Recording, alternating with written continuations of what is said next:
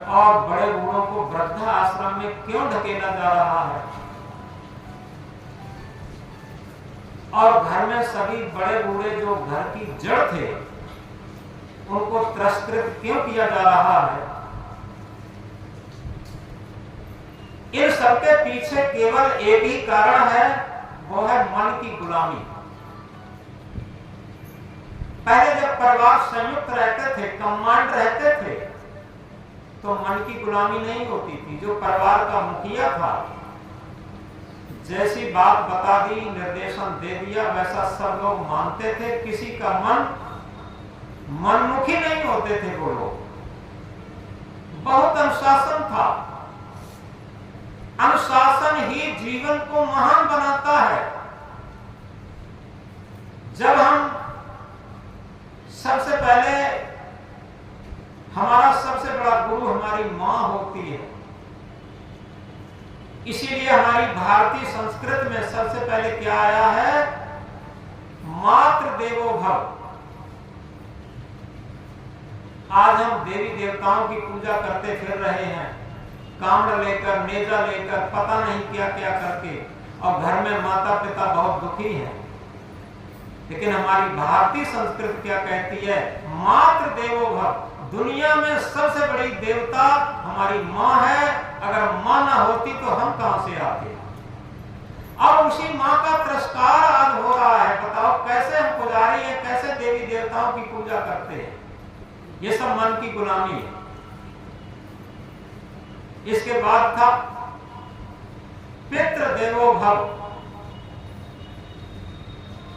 मातृ देवो भव, पितृ देवो भव। इसके बाद आचार्य देवो भव। आचार्य कहते हैं गुरु को। ये तीन देवता सबसे बड़े देवता थे। और जब तक इन तीन देवताओं को नहीं माना जाएगा, तब तक हम सुख शांति का जीवन नहीं व्यतीत कर सकते। और जिन्हें हम राम कहते हैं, जिन्हें कृष्ण कहते हैं, आज उनकी पूजाएं तो बहुत हो रही, उनको लोग मान तो बहुत रहे, लेकिन उनकी बात को नहीं मानते, उनके आचरण को नहीं मानते, उनके रहनी गहनी को नहीं मानते, उनके आदर्श को नहीं मानते, उनकी शिक्षा को नहीं मानते। प्रातः काल उठ के रघुनाथा, मात पिता गुरु नावे माथा। प्रातः काल उठ करके राम सबसे पहले क्या करते थे, माता पिता और गुरु को प्रणाम करते थे, नतमस्तक होते थे। इसके बाद पूरे दिन का कोई काम शुरू करते थे, जीवन का कोई काम शुरू करते थे। हम उनकी पूजा तो करते हैं, लेकिन उनके आचरण को नहीं मानते, उनकी रहनी गहनी को नहीं मानते, उनके आदर्श को नहीं मानते, उनके उपदेश को नहीं मानते, उनके सूत्रों को नहीं मानते। तो हम सुख शांति में जीवन कैसे जी सकते हैं। ये घर की बात याद आ गई। ये घर में बड़ी बूढ़ी मां थी, और उनको मां को पिछवाड़े में एक टूटी झोपड़ी में एक टूटी चारपाई पर उन्हें रख दिया था, और वही उल्टा सीधा भोजन दे दिया जाता था। और जब कुछ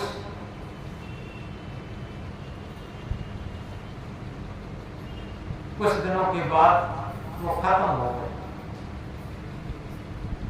तो उनके लड़के की बहू ने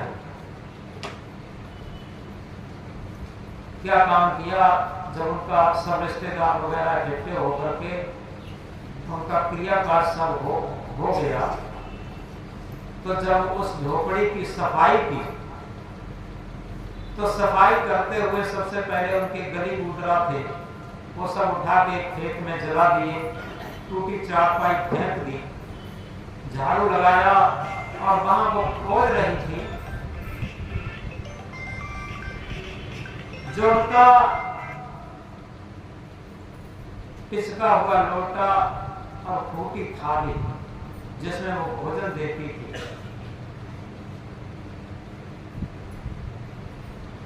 तब तक उसका 8-9 वर्ष का बेटा आया। उसकी मम्मी ने पूछा कि बेटा यहाँ ढोकरी का एक पचका हुआ लोटा, फूटी हुई थाली थी, वो कहाँ गई? हम खोज रही तब से। लड़के ने कहा कि मम्मी वो तो हमने स्टोर रूम में सुरक्षित रख दी। मम्मी बोली स्टोर रूम में सुरक्षित क्यों रख दी उसे, तो वो तो फेंकने लायक थी। लड़के ने कहा कि मम्मी वो इसलिए रख दी है कि जब आप बूढ़ी होंगी, पिताजी बूढ़े होंगे, तो पचका हुआ लोटा, फूटी हुई थाली कहाँ खोजने जाएंगे? वो हमने सुरक्षित रख दी है, और जब आप बूढ़ी होंगी तो मेरी बहू आपको उसी, जैसे आपने अपनी सास को पिचके हुए लोटे में, फूटी हुई थाली में भोजन दिया, ऐसे ही मेरी बहू आपको भी पिचके हुए लोटे, फूटी हुई थाली में भोजन दे। इसलिए मैंने सुरक्षित स्टोर रूम में रख दिया। जो 1000 शास्त्र शिक्षा नहीं दे सकते, हजारों उपदेश शिक्षा नहीं दे सकते, वो लड़के की उस बात ने शिक्षा दी। उस महिला का सर चकरा गया और चकरा करके वो बैठ गई, आंसू थर थर रोने लगी। बड़ी बूढ़ी ढोकरी के मरने से उसे रोना नहीं आया, लेकिन लड़के ने जब उसे सत्य का साक्षात्कार कराया तब उसे रोना आया। और लड़के की बुला के, ये बेटा इधर आओ, मुझसे बहुत भूल हुई। लड़का कहता है कि मैं क्यों आऊं आपके पास? बहुत बुलाने के बाद जब लड़का पहुंचा तब उसने दोनों बाहों से उसे भरकर के छाती से लगा लिया और फूट फूट कर रोई, और ये कहा बेटा हमसे बहुत भूल हो गई है और अब जीवन में भूल कभी नहीं करेंगी, लेकिन तू ऐसे शब्द अपने मुंह से मत कहे, क्योंकि तेरे ऊपर तो हमने अपने जीवन की बात बोल रखी है, तेरे ऊपर सब आशा है मुझे, ऐसा तू मत कहे। और बार बार बिलक बिलक करके रो रही है और पश्चाताप कर रही है। अब समझो इस बात को, ये तो उसकी एक कहानी मात्र है। क्या यही स्थिति सबकी नहीं होती है? लेकिन हम कहां जागृत होते हैं? हमारी स्थिति कोई हो, लेकिन हम मन की गुलामी में चल करके अपनी मन इंद्रियों की पूर्ति जरूर करेंगे। तो यही सबसे बड़े दुख का कारण है। और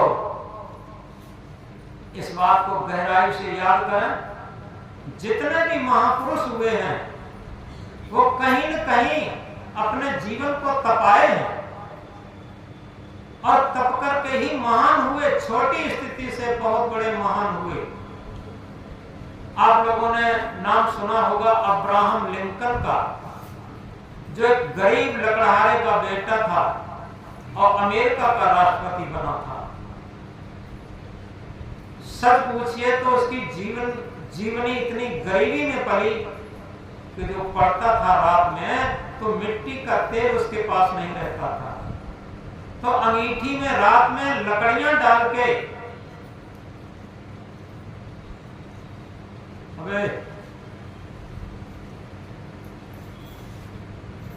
अंगीठी में लकड़ियां जला करके वो पड़ता था। अंगीठी में लकड़ियां वन से ले आता था, जंगल से, और लकड़ियां जलाता रहता था, अंगीठी में डाल के उससे पढ़ता रहता था।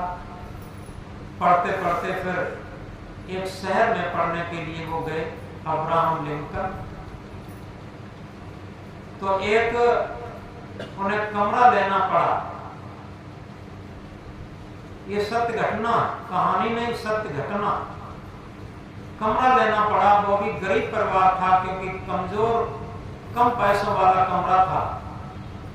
उसके मकान मालकिन थी, वो अब्राहम लिंकन एक नवयुवक थे, उनसे बात करना चाहती थी। लेकिन अब्राहम लिंकन कभी भी आंख उठा के उस घर मालकिन से बात नहीं करते थे।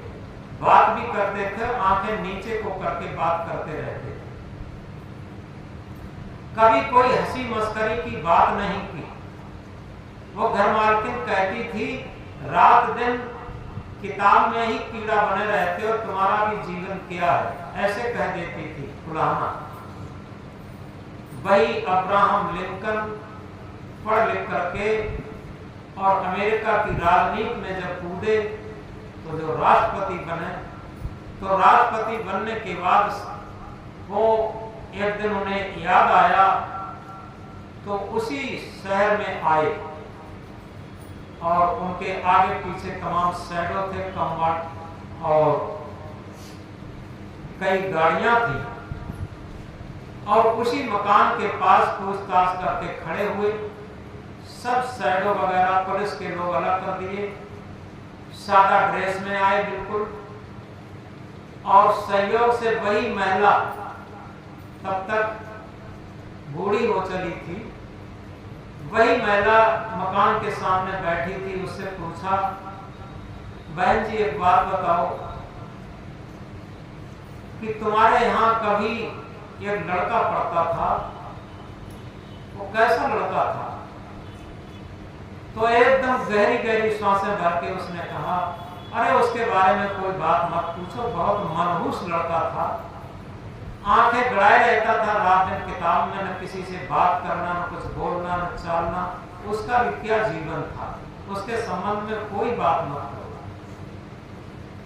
तो अब्राहम लिंकन ने कहा कि बहन जी वो लड़का वहीं थे, और अगर नीचे को आंखें गड़ाए किताब न पढ़े होते तो आज हम अमेरिका के राष्ट्रपति नहीं बन पाते। आज आपके सामने हैं और ये एक मिसाल है कि जिस टाइम हमारा पढ़ने का था उस टाइम अगर हम पढ़ते ना तो आगे कैसे बढ़ पाते। तो जब उस महिला ने देखा कि ये तो अमेरिका का राष्ट्रपति लड़का बन गया है तो एकदम भाव विवल होकर के उसका बहुत आदर किया, बहुत सम्मान किया और अपनी गलती की पश्चाताप में उसके आंखों में आंसू भराए और ये कहा कि ये हमारे जीवन की बहुत बड़ी भूल थी, वो आपने निकाल दिया। तो यथार्थ में इनका जीवन देखिए अब्राहम लिंकन का, कितना त्याग में जीवन रह करके वो अमेरिका के राष्ट्रपति बने, कितने कष्ट उठा करके। लोग कहते हैं कि मेरे पास ये सुविधाएं नहीं थी, अन्यथा हम ये कर लेते, ऐसा कुछ नहीं। हमारे अंदर जज्बा होना चाहिए किसी काम को करने का, साहस और शौर्य होना चाहिए। तो आज हम जिन महापुरुषों को याद करते हैं उन महापुरुषों की सबसे बड़ी विशेषता यही थी, चाहे राम को याद करें, चाहे कृष्ण को याद करें, चाहे बुद्ध को याद करें, चाहे महावीर को याद करें, चाहे ईसा मसीह को याद करें, चाहे सुकरात को याद करें, चाहे हम दयानंद स्वामी को याद करें, इन महापुरुषों को देखिए, इनके जीवन में सबसे बड़ी बात यह थी कि ये सत्य के राही थे और ऐसे सत्य के राही थे कि इन्होंने अटल होकर के सत्य के पीछे अपने जीवन में आई हुई प्रतिकूलताएं, आए हुए दुख, आए हुए कष्ट अपनी साधना की सीढ़ी बना। किसी भी महापुरुष को आप याद करिए, उनके जीवन को देखिए, उनके जीवन में कितने कष्ट आए, कितनी प्रतिकूलताएं आई, लेकिन सारी प्रतिकूलताएं, सारे कष्ट, सारे दुख उन्हें अपने पथ से विचलित नहीं कर सके और वो आगे ही बढ़ते रहे। तो इसलिए अगर सही माने में हम अगर भक्त बनना चाहते हैं, साधक बनना चाहते हैं, संत साधु बनना चाहते हैं, तो केवल बाहर कपड़ों से बनकर नहीं होगा, कंठी माला चुनाव चिन्ह से बनकर के नहीं होगा। हम केवल अपने अंतःकरण को बदलें, अपने मन को बदलें। जब हमारा मन बदलेगा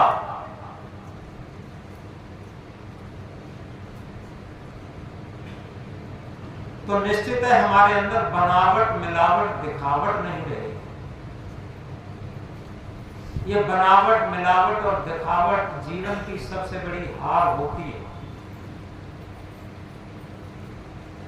क्योंकि बाहर से हमें कुछ लगता है लेकिन अंदर से कुछ होता है। ये बहुत धोखा होता है। एक धोखे की बात बताएं, ये घटना है, सत्य घटना। घटना से बात समझ में आ जाती है। एक जगह एक महिला एक समाधि पर पंखा झल रही थी हाथ से।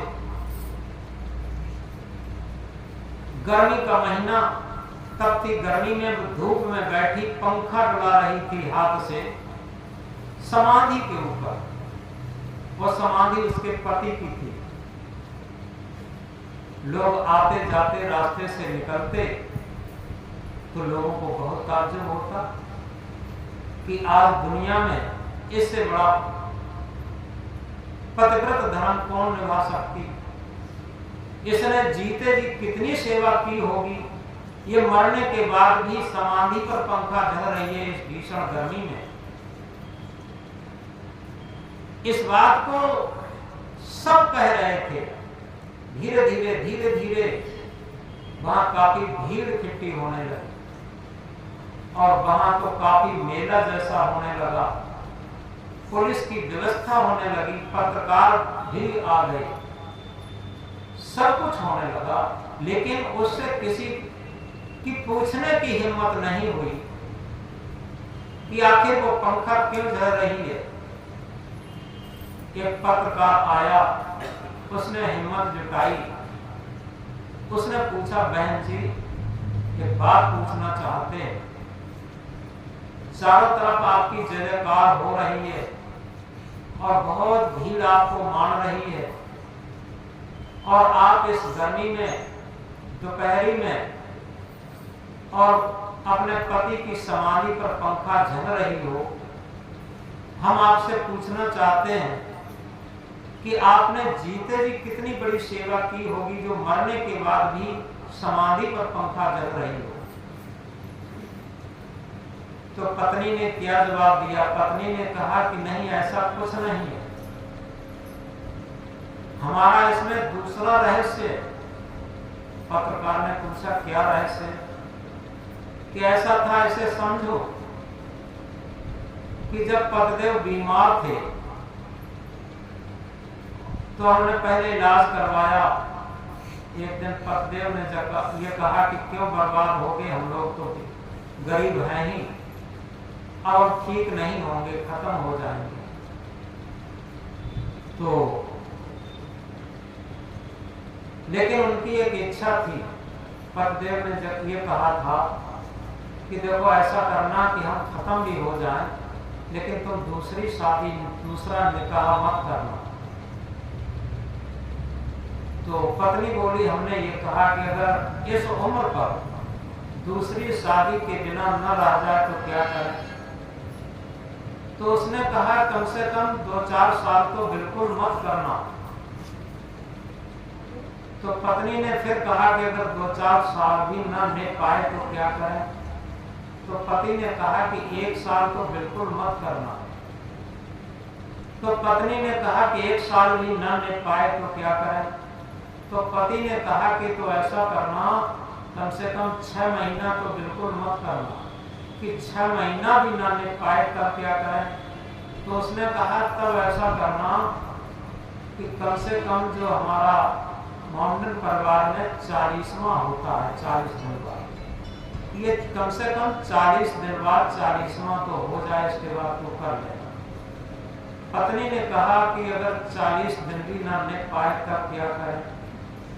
तब उसने कहा कि कम से कम मेरी समाधि की मिट्टी तो सूख जाने देना, जब मिट्टी सूख जाए तब कर लेना। तो इसलिए हम पंखा झल करके मिट्टी सुखा रही है।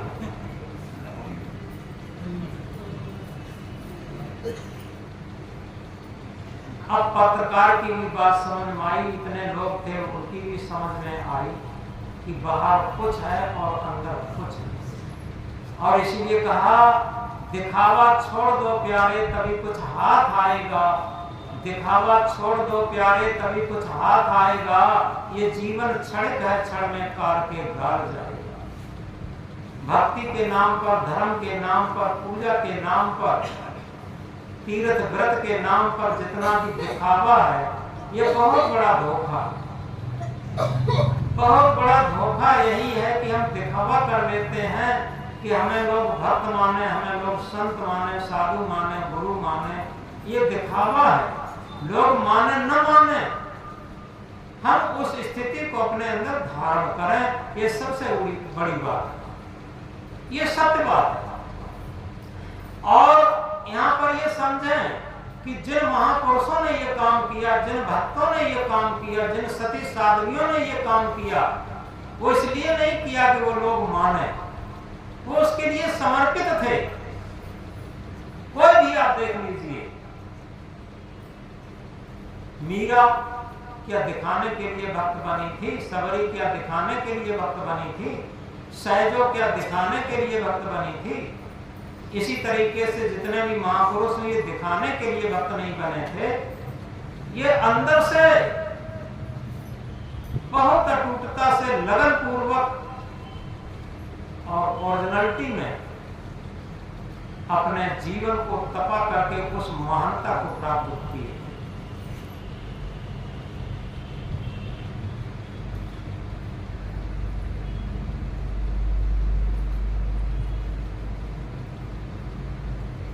तो इसलिए आज जरूरत इस बात की है कि हम बाहर से जो दिखावा है, पति पत्नी को दिखावा करता कि तुम्हारे अलावा हम किसी को नहीं मानते, पत्नी पति को दिखावा करती तुम्हारे अलावा हम किसी को नहीं मानती। और इसी तरीके से जितने भी रिश्ते हैं उस सब में बहुत मिलावट, बनावट, दिखावट सब कुछ आ गई है। जैसे वस्तुओं को तो सब समझते ही है, कोई भी आज शुद्ध चीज नहीं मिल रही। घी लेने जाए, तेल लेने जाए, मसाला लेने जाए, कुछ भी लेने जाए, उसमें मिलावट जरूर मिलेगी। और इसी तरीके से भक्ति क्षेत्र में भी बनावट, मिलावट और दिखावट आ गई है। शुद्ध बिना बनावट, बिना मिलावट, बिना दिखावट के अगर कोई चीज मिल जाए, उसे कहते हैं ये बिल्कुल शुद्ध चीज है।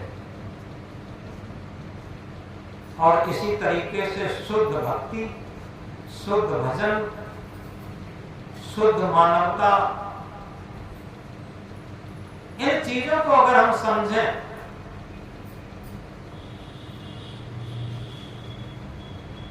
तो यथार्थ में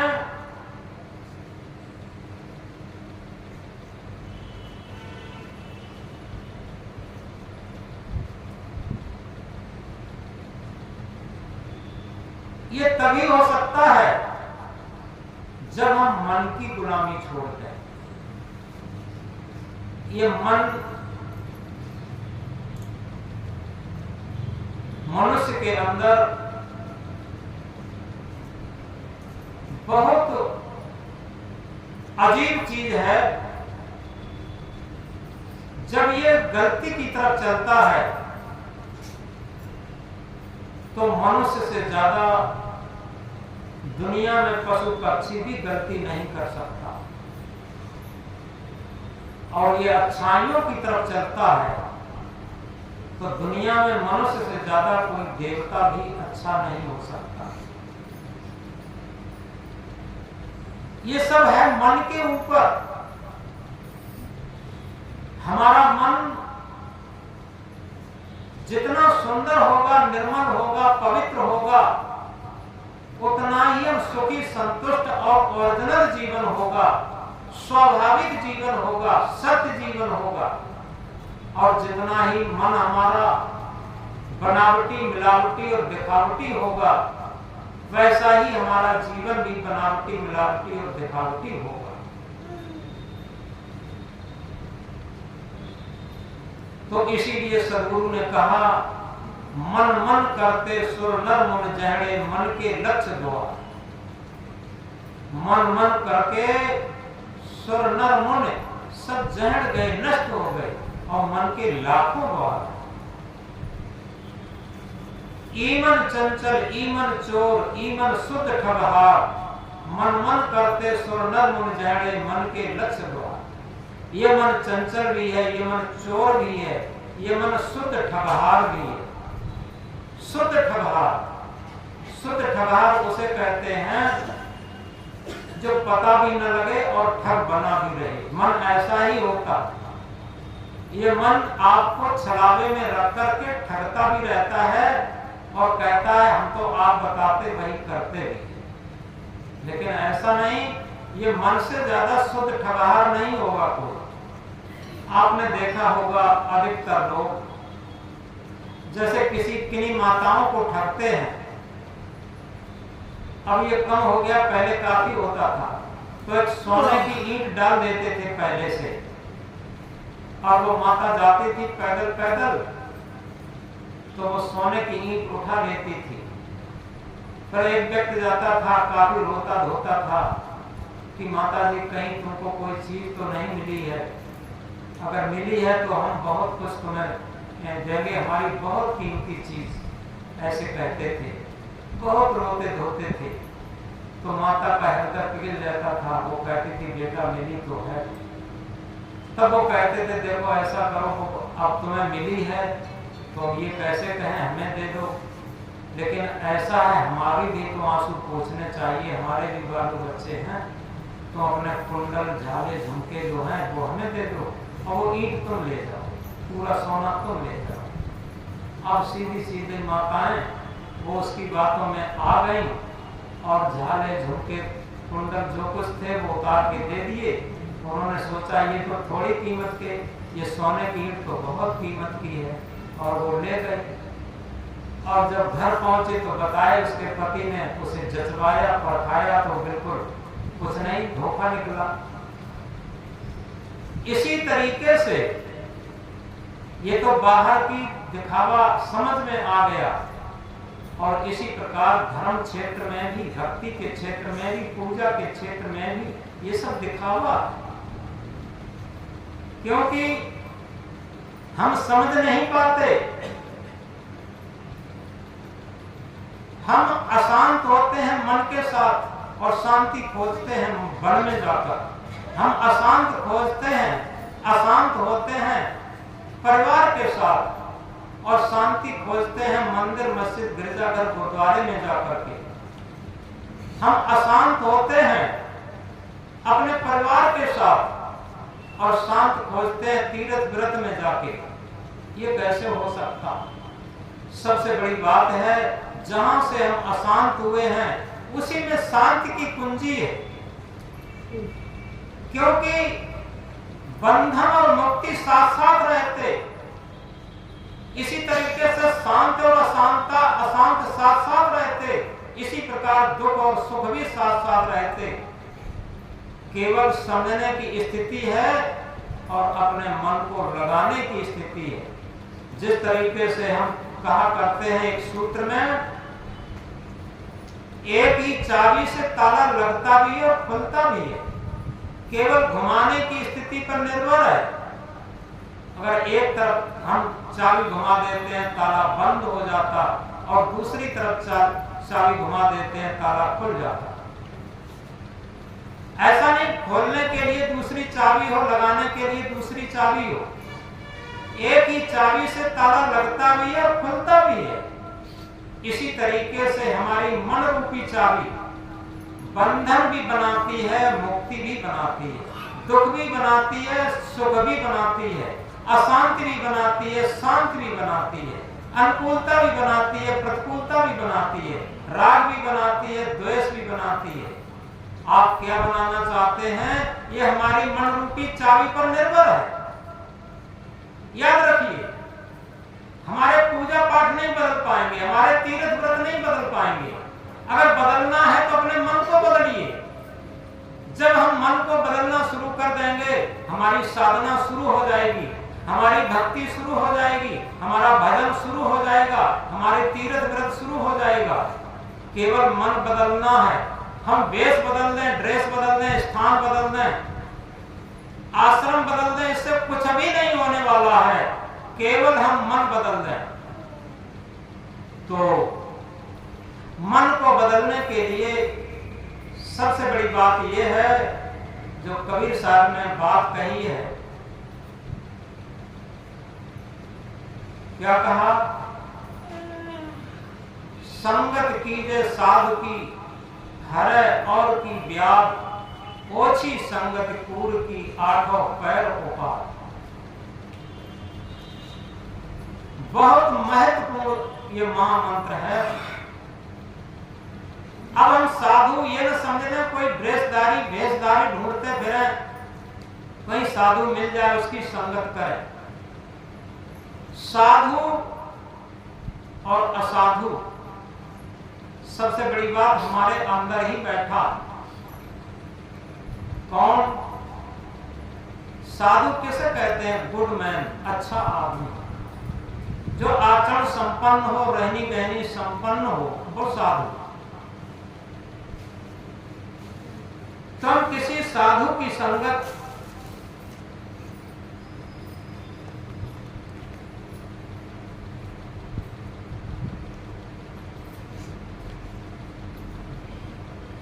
करने के लिए सबसे पहले अंदर से तैयार हो।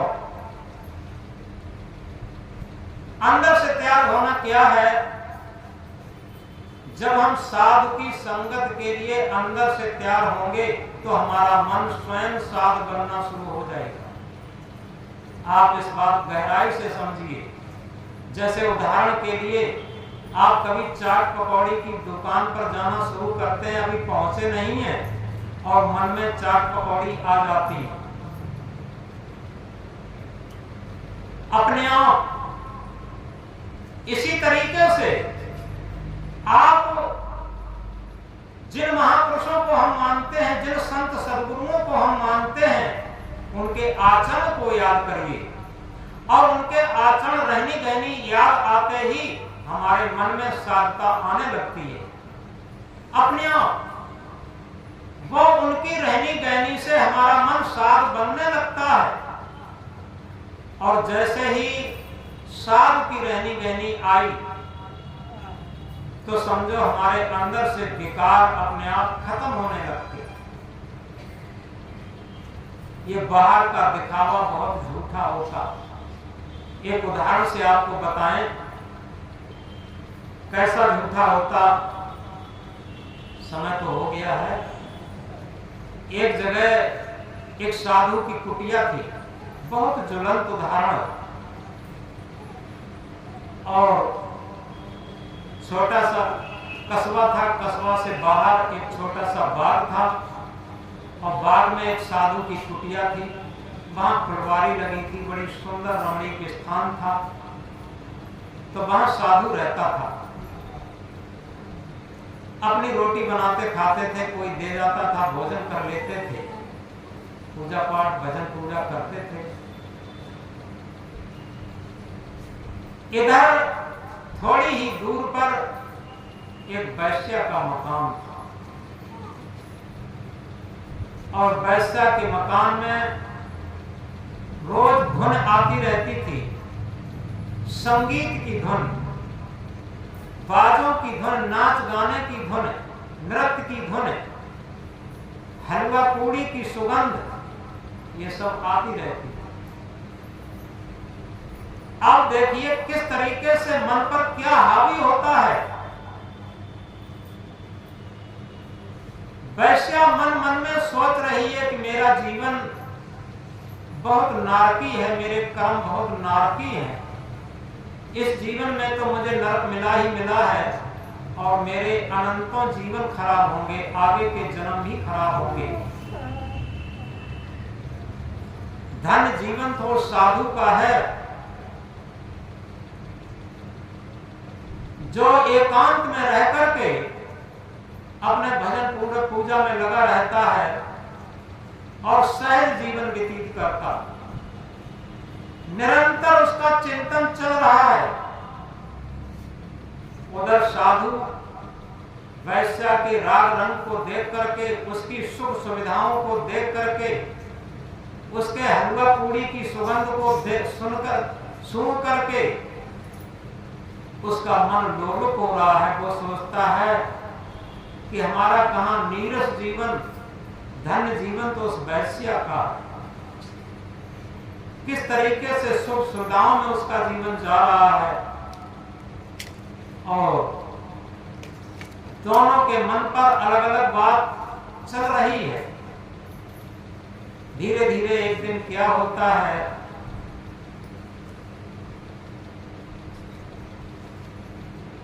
धीरे धीरे क्या होता है, एक दिन साधु ग्रस्त मार्ग की तरफ छलांग लगा लेता है, और वैश्या क्या करती है, एकदम एक दिन विरक्त मार्ग की तरफ छलांग लगा लेती है।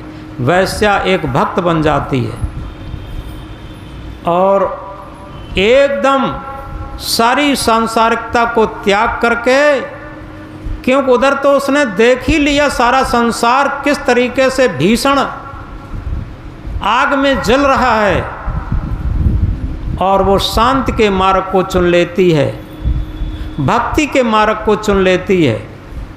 उसके मन का परिवर्तन हो जाता। तो इसी तरीके से संत सम्राट सदगुरु कबीर साहब कहते हैं, घर में रहो तो भक्त कर, नातर कर बैराग, और बैरागी बंधन करे ताको बड़ो अभाग। यदि हम घर में रहते हैं, बड़ी खुशी की बात है, मेहनत करें और भक्ति भी करें, अच्छी बात है। और यदि कदाचित हम वैराग्य पथ पर आ गए, और वैराग्य पथ पर आने के बाद हम पीछे मुड़ कर के देख रहे हैं, गृहस्थी लोगों के सुख की तरफ देख रहे हैं, उनके भोगों की तरफ देख रहे हैं, उनके आकर्षणों की तरफ देख रहे हैं, उधर लोलुप हो रहे हैं हमारा मन, तो समझो हम किधर जा रहे हैं, ये समझ लीजिए। तो इस प्रकार हम याद रखें, जब तक हमारे मन में अटूटता नहीं आएगी, लगनशीलता नहीं आएगी, तब तक हम किसी क्षेत्र में सफल नहीं हो सकते। ये सारी बातें इसलिए कहीं, जिन महापुरुषों को हम आज भगवान मानते हैं, जिन महापुरुषों को आज हम संत गुरु मानते हैं, जिन महापुरुषों को हम आदर्श मानते हैं, उनकी जीवनियाँ पढ़िए आप। बड़े बड़े कष्ट उठाए, बड़ी बड़ी परेशानियाँ उठाई, लेकिन अपने पथ से विचलित नहीं हुए। और इसीलिए जब हम अपने पथ पर अटल रहेंगे, अटल रहा जो अपने पथ में लाख मुसीबत आने में मिली सफलता, उसको जग में जीने और मर जाने में। मैं सच्चे पथ का राही हूँ, कह सकता दिन को रात नहीं, ईमान बेच दूँ टुकड़ों में, ये मेरे बस की बात नहीं। आप किसी भी क्षेत्र में हैं, पति पत्नी के रूप में हैं, भाई भाई के रूप में, पिता पुत्र के रूप में हैं, गुरु शिष्य के रूप में, जिस रूप में हैं उसी रूप में अटल रहें। और जब अटल रहेंगे तो सच्चा सुख मिलेगा। कठिनाइयाँ भी आपको आपकी साधना में सीढ़ी बन जाएंगी, क्योंकि कठिनाई से कभी घबराना नहीं चाहिए। कठिनाई से जब घबराएंगे नहीं तो निश्चित है सफलता हमारे हाथ में होगी। वह पथ क्या पथिक सफलता क्या, जिस पथ में बिखरे सूलन हो। वह पथ क्या पथिक सफलता क्या, जिस पथ में बिखरे सूलन हो। उस नाविक की धैर्य परीक्षा क्या, यदि धाराएं प्रतिकूल न हो। सुरखरू होता है इंसान ठोकरें खाने के बाद, सुरखरू होता है इंसान ठोकरें खाने के बाद, हिना रंग लाती है पत्थर पर घिसने के बाद। मेहंदी तभी रंग ला पाती है जब उस पर पत्थर पर घिसी जाती है, पीसी जाती है। तो इसी तरीके से हम भक्ति क्षेत्र में, साधना क्षेत्र में अगर इस बात को गहराई से समझें तो हमारा मन जो कुमन है वो सुमन बन जाएगा, निर्मल मन बन जाएगा, पवित्र मन बन जाएगा। और जितना जितना हमारा मन निर्मल बनता जाता है उतना ही हम भक्ति में आगे बढ़ते जाते हैं। और इसीलिए कबीर साहब ने कहा, मन न रंगाए रंगाए जोगी कपड़ा। सफ़ेद ड्रेस ये भी रंगना है, ये मत समझें सफ़ेद ड्रेस वाले अहंकार करें कि लाल ड्रेस वालों से कहा, ऐसा नहीं। मन को रंगाएं। जब तक हमारा मन भक्ति के रंग में नहीं रंगेगा, मन हमारा आत्मा रूपी सतगुरु की रंग में नहीं रंगेगा, तब तक समझो कोई भक्ति नहीं होगी। इसलिए मन को रंगाना चाहिए। मन न रंगाए रंगाए जोगी कपड़ा। केवल हम मन को भक्त बनाएं, मन को संत बनाएं, मन को साधु बनाएं, मन को साधक बनाएं, ये सबसे बड़ी सफलता है। तो इसलिए शुरू में हमने एक बात कही थी, राम कृष्ण से को बड़ो उन्हों ने गुर कीन, तीन लोक के वेधनी गुर आगे आधीन। हमारे अंदर ही आत्मा रूपी सतगुरु बैठा है और उस सतगुरु के लिए हम रोज़ सुबह को उठ कर के सबसे पहले वंदना करें, नमन करें और ये संकल्प लें, हे सतगुरु आपके उपस्थित रहने से हमारा जीवन चलता है और जिस दिन आप इस शरीर में नहीं रहेंगे हमारा जीवन नहीं चलेगा। अतः हम आपकी भाव को मान के चलेंगे, आपकी बात को मान के चलेंगे। शाम को जब बिस्तर पर जाएं तो हम समझें कि मन की गुलामी में कितना जीवन जिए और आत्मा रूपी सतगुरु के अनुसार हम कितना जीवन जिए। ये सच्चा भजन होगा और इस भजन को अगर निरंतर हम करते रहेंगे तो निश्चित है मीरा की तरीके से, सबरी की तरीके से, बुद्ध की तरीके से, कबीर की तरीके से, कृष्ण की तरीके से, राम की तरीके से हमारे जीवन में कठिनाई तो आएंगी, लेकिन वो कठिनाई हमारे लक्ष्य को, हमें लक्ष्य से हटा नहीं पाएंगी। हम लक्ष्य में अटूट रहेंगे और हमें सफलता मिलेगी। तो इसलिए हम अपने सद्गुरु को बार बार नमन करके और अपने जीवन को शुरू करें, क्योंकि गुरु से ही जीवन शुरू होता। हमारे अंदर आत्मा रूपी गुरु न हो तो हमारा जीवन ही शुरू नहीं होगा दुनिया में। इसीलिए सद्गुरु का बहुत महत्व है और सद्गुरु के महत्व के साथ ही हम अपनी वाणी को विराम देते हैं। बोलो सद्गुरुदेव की।